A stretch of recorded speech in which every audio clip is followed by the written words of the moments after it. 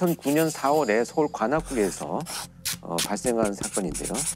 한 다세대 주택 지하에서 밤늦게 노파가 살해된 채로 발견이 됩니다.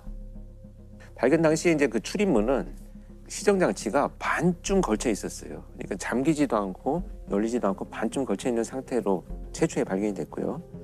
피해자는 이제 혼자 살고 계시는 이 노파였었는데 방 한가운데서 이불이 한 절반쯤 덮여 있고 잠자고 있던 매트에서 조금 벗어난 상태로 발견이 됩니다. 근데 이 사건에서는 특이한 점이 뭐냐면 첫 번째로 이 사망한 노파의 몸 위에 흰색 가루가 가득 덮여져 있었어요. 흰색 가루? 흰색 가루가. 이 흰색 가루를 확인을 해보니까 거기에 있던 밀가루와 설탕이 있었는데 그러니까 그 집에 있는 물건으로 뿌려져 있다. 이것이 이제 확인이 되죠. 그 다음에 이제 그 침입을 하거나 도주를 했다면 당연히 나타나야 될 족 흔적이 나타나지가 않았습니다. 그래서 굉장히 좀 특이하죠. 그 다음에 이제 싱크대 위를 보니까 그 집에 쓰던 부엌칼이 하나 놓여 있었는데 깨끗하게 닦여져 있었어요. 그것을 수거해서 그 과학수사위원들이 확인을 해보니까 피해자의 DNA가 확보가 됩니다. 네. 그것이 범행 도구인 거죠.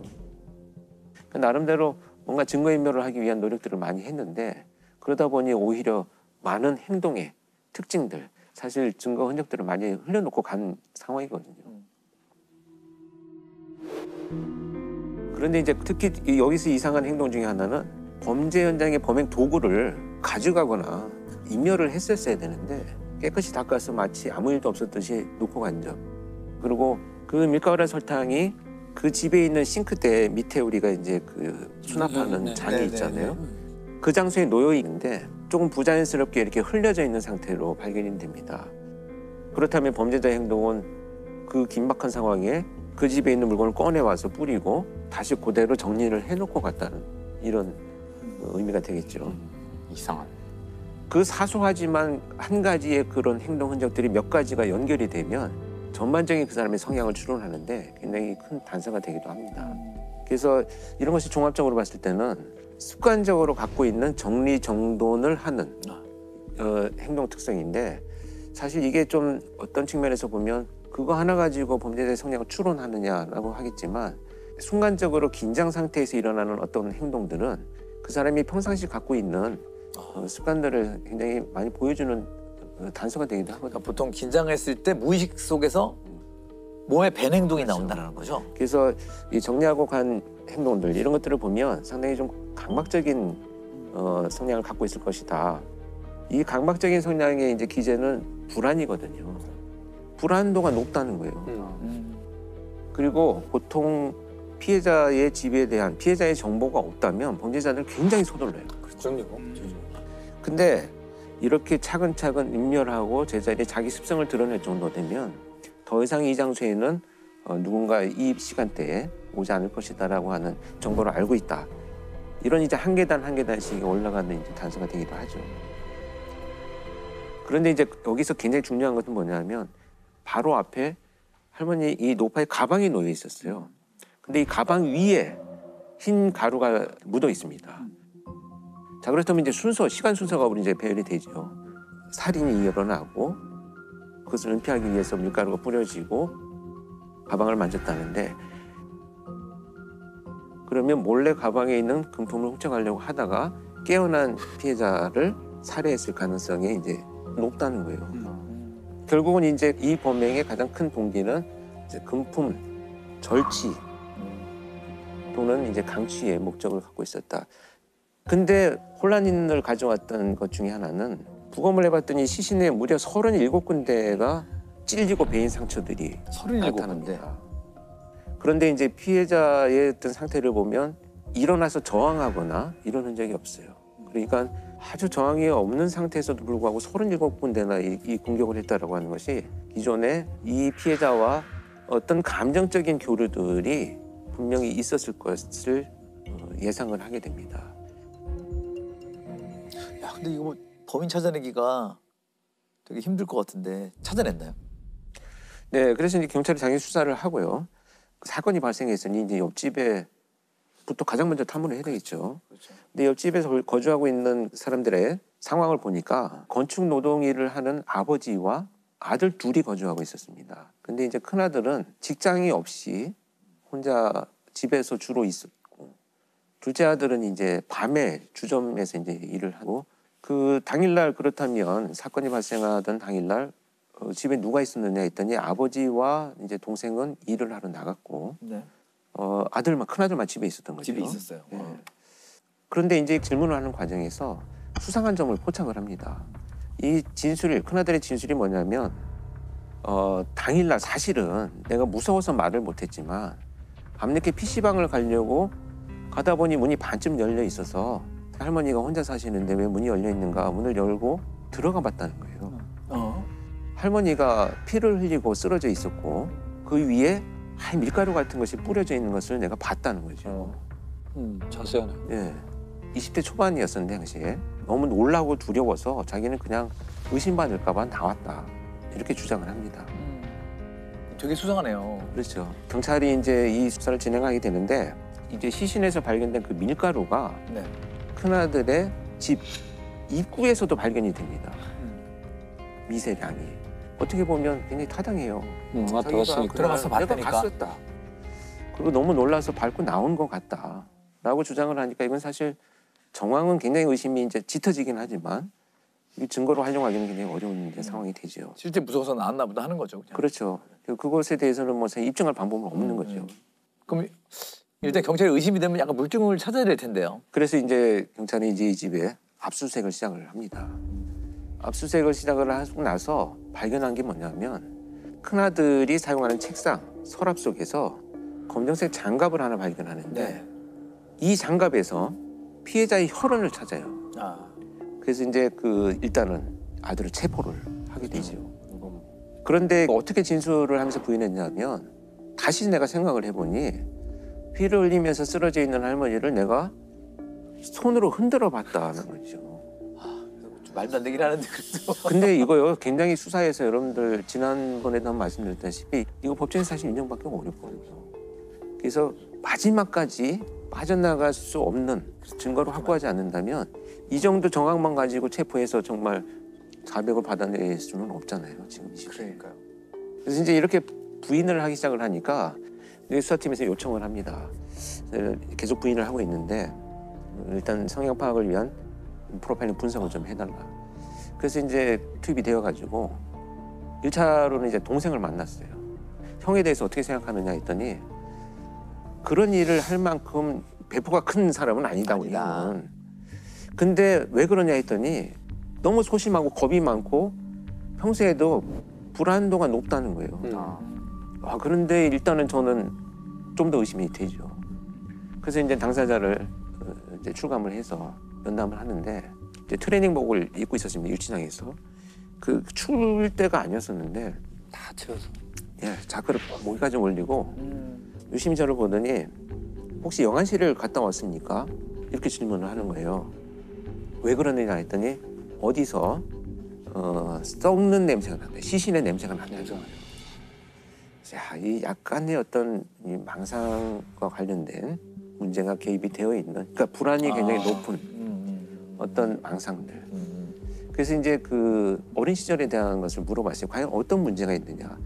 5살 정도 될 때 이제 그 생모가 가출을 하면서 할머니 조모한테 이제 맡겨져서 생활을 했는데 이 할머니가 돌아가시면서 큰 충격을 받게 됩니다. 결국은 이제 부모와 이제 그 애정 관계가 이제 상실이 되면서 이 범인이 불안도가 훨씬 높아지는 데 영향을 많이 끼친 것으로 보여집니다. 이제 이런 것이 이제 공격성 그리고 불안을 심화시키는 요인으로 작용한 것으로 해석이 됩니다. 종합적으로 봤을 때는 좀 약간 강박적인 성향이니까 다 정리해놓고 간이 이런 범행을 저지르게 됩니다. 결국은 이런 내용들을 수사팀에 이제 전달을 하고요. 아주 경험이 많은 그 수사팀장하고 수사위원들이 이제 신문을 내서 이제 자백을 결국 받아냅니다. 그러면 범행을 저지른 이유가 뭐였나요? 정말 진짜 제가 그 자백을 받으면서도 어이가 없었던 것이 동생이 밤새 일을 하면서 이제 돈을 조금 주면 그 용돈을 가지고 PC방에 가서 이제 시간을 보내고 집으로 오는 이런 삶의 패턴을 갖고 있었는데 그날따라 이제 동생한테 돈을 받지 못합니다. 그래서 이제 PC방에 갈 돈이 없으니까 그 할머니의 돈을 절취하기 위해서 몰래 절취하기 위해서 이제 들어갑니다. 들어갔는데 지나가는 과정에서 이제 할머니가 잠을 깨요. 그러니까 이 얼굴을 알아보잖아요. 그렇죠. 얼굴을 알아본다는 이유로 느닷없이 이제 칼을 가져와서 무려 37차례나 찔러서 감정을 표출을 합니다. 그런데 이제 37번이라고 하는 무차별 공격에 대한 원인이 어디에 있었느냐. 경찰이 수사를 해보니까 조금 할머니가 왜 친절하게 대하지 않았다는 거죠. 이제 친절하게 안 했다는 생각은 이제 주관적인 자기가 경험하는 거죠. 그 자신이 주관적으로 경험하는 이런 분노들이 이제 형성이 되어 있었던 것으로 이제 추정이 됩니다. 어쨌든 이제 살인을 저지르고 나서 밀가루하고 설탕을 뿌리죠. 뿌리고 나서 이제 제자리에 갖다 놓고 결국은 가방에 있는 돈을 가져가는데 정말 이게 참 말씀드리기는 너무 화가 나고 안타깝고 그런 것이 그런 일을 저지르고 결국 가져간 돈은 700원이었습니다. 그럼에도 결국 이제 그 700원을 가지고 자기가 들어갔던 거꾸로 족적을 닦으면서 나오면서 증거를 인멸했다 이렇게 생각을 하고 자기 집에 가서 손을 씻고 장갑도 벗어놓고 그 700원으로 PC방으로 갑니다. 밀가루를 왜 뿌리는 거죠? 그러니까요. 밀가루 설탕. 자기는 제가 그래서 밀가루를 왜 뿌렸느냐 나중에 이제 자백을 한 이후에 물어봤더니 너무 심한 피 냄새가 나서 뿌렸다 이렇게 얘기를 하는데 사실 교수님도 짐작을 하셨겠지만 살인 현장에서 바로 그렇게 막 피 비린내가 나서 못 견딜 정도로 밀가루를 뿌리고 이런 정도는 아니거든요. 그래서 결국 이제 약간의 환치 같은 게 있어요. 그러니까 없는 냄새를 좀 맡는. 그러니까 불안이 굉장히 높은 망상들 그런 거죠. 결국 그렇게 해서 이제 자백을 받아가지고 사건이 해결된 이런 사례가 되겠죠. 그 이게 행동 분석을 통해서 딱 범죄 현장에서 범인이 어떤 행동을 보느냐에 따라서 좁혀가시는 거잖아요. 그렇죠. 이게 프로파일러는 한국 경찰의 공식 명칭이 범죄 행동 분석관입니다. 프로파일링이라는 것이 그렇게 뭐 추상적이고 이런 것이라기보다는 성향이라든지 행동 이런 것들을 분석한다. 그래서 이렇게 범죄 현장에 그들이 증거를 인멸하기 위해서 여러 행동들을 하지만 그 행동이 오히려 범행의 의도와 동기와 자신의 성격이나 성향 같은 증거물들을 남길 수 있다. 이런 것들을 알려주는 자료가 되겠죠. 2011년 1월 달에 경찰관이 보험 사기를 하려고 하다가 자기 어머니를 살해한 사건이 있었습니다. 어머니를 폭행해 숨지게 한 현직 경찰 간부 이모 씨가 구속 수감됐습니다. 보험금을 타내기 위한 것으로 보이는데요. 어머니를 폭행해 장기 출혈로 6시간 만에 숨지게 한 혐의입니다. 경찰관이 빚이 많이 생겼어요. 네네. 여기저기 돈도 빌리고 이런 흔적들이 나타났는데 자동차에 부딪히면 상처가 없이 그냥 아프지 않나요? 교통사고로 위장을 하려고 큰 볼링공으로 엎드려 있는 자기 어머니의 등에 떨어뜨려서 결국 자기 어머니가 사망을 했던 거죠. 그래서 이제 그 CCTV를 분석을 해보니까 자기 어머니가 살고 있는 아파트에 헬멧을 쓴 다음에 볼링공을 들고 올라가는 계단에서의 걸음을 거리를 보니까 동료들이 보니까 이 걸음걸이를 금방 알겠는 거예요. 이래서 이제 체포를 하게 됩니다. 이 사건은 CCTV의 걸음걸이를 분석했다라는 것이 굉장히 중요한 단서로 작용이 됐기 때문에 법부행 분석을 해야 되겠다는 필요성이 좀 대두된 사건입니다. 요즘은 이제 법 영상 분석 연구원이 따로 있고요. 2차원 영상에 기록된 장면을 3차원으로 시뮬레이션해서 피사체의 크기나 길이 등 것들을 파악해서 현장을 재구성하고 있습니다. 자백을 그래서 결국 했나요? 끝까지 부인을 했어요. 그래서 제가 투입이 됐는데 사실 제일 힘든 건 사이코패스들의 범죄를 자백받는 게 아니에요. 신문 기법에 대한 교육을 받은 실무자가 사실 제일 힘들어요. 특히 이자 같은 경우에는 제가 수사연수원에 교수로 근무를 할 때 신문 기법 과정에 교육을 들어와서 교육을 다 받고 간 사람이에요. 교수님 수업을 들었다. 내 수업 다 들었어요. 교수님의 제자였던 건가요? 그러니까 이런 사람을 대상으로 뭔가를 한다는 것은 내 카드를 쉽게 말하면 다 보여주고 게임을 하자라는 것과 마찬가지 상황이 된 거죠. 막막한 심정으로 현장에 이제 투입이 됐는데 제가 들어갔더니 아니나 다를까 결국 오셨군요 이렇게 얘기를 하더라고요. 그런데 너 집에서부터 수갑을 차고 왔느냐 여기서 수갑을 찼느냐 라고 질문을 했더니 아이들을 한 번씩 안아주고 여기 와서 내가 체포됐다 이렇게 얘기를 합니다. 그래서 그 순간 제가 그래 바로 이거다. 뚫고 들어갈 만한 심리적인 구멍은 여기구나 라는 생각을 해서 네 머릿속에는 법정에서 이미 빠져나갈 구멍을 너는 머릿속에서 엄청나게 생각을 하고 있을 것이다. 그런데 너는 어머니를 살해한 죄로 지금 체포가 된 거다. 그렇다면 어머니를 살해한 우리 형, 할머니를 살해한 우리 아빠 이렇게 가족들이 네가 그런 법정에서의 투쟁을 해나가는 것을 이해하고 도와주려면 그러기 전에 먼저 그 사람들을 설득하고 가는 것이 나도 마지막에 배려다. 제안이자 배려다. 라고 이렇게만 얘기해서는 자백하든지 말든지 난 관심 없다. 그랬더니 이제 고민을 합니다.